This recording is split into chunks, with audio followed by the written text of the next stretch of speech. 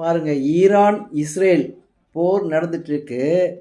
அவர் Khomeini கொல்லப்பட்டு விட்டார் போரில். குண்டு வீசி கொல்லப்பட்டு விட்டார் கோமேனி. இங்கே நம்ம இந்தியாவில், நம்ம தமிழ்நாட்டில் இருக்கக்கூடிய இஸ்லாமியர்கள் இஸ்லாமியர்கள் வந்து எல்லாம் ஊர்வலம், கோமேனி கொல்லப்பட்டதுக்கு எதிர்ப்பு தெரிவிக்கிறோம் அப்படின்னு சொல்லிட்டு இங்கே ஒரே ஆர்ப்பாட்டமும் ஒரே ஊர்வலம் பேரணி. அப்போது இவங்க ஒரு பழமொழி ஒன்று சொல்லுவாங்க. என்ன சொல்லுவாங்க?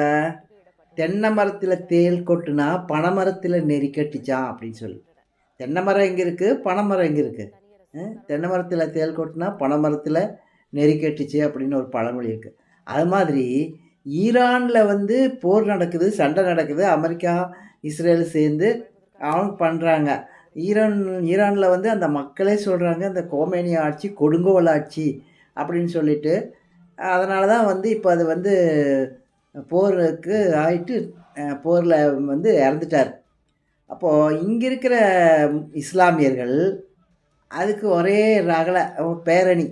அதுக்கு ஒரு போலீஸ் பாதுகாப்பு கொடுத்து, இந்த அரசாங்கம் கொடுத்து அவங்க பேரணியாக போகிறாங்க. ஈரானில் பண்ணுறதுக்கு இங்கே நீங்கள் பண்ணி என்ன பிரயோஜனம்னா அமெரிக்காவில் போய் கேட்கணும், இல்லைன்னா ஈரானில் போய் பேரணி போகணும், இல்லைன்னா அமெரிக்காவில் போய் பேரணி போகணும். இங்கே போய் என்ன பிரயோஜனம்? இங்கே யார் என்ன பண்ண முடியும்? அது மாதிரி அதுக்கு இப்போ இதே வந்து பகல்காமில் வந்து ஒரு இந்து தம்பதிகளுக்கெல்லாம் காஷ்மீரில் போயிருக்கும்போது எத்தனை பேர்த்த சுட்டானுங்க பார்த்தீங்களா? எவ்வளோ கொடூரமாக சுட்டு தள்ளானுங்க. வாயவே திறக்கலை. இப்போ அந்த மாதிரி இந்த திருமாவளவன், இன்னும் இந்த வந்தது போனது எல்லாம் நிறைய இருக்கிறாங்களே அங்கே.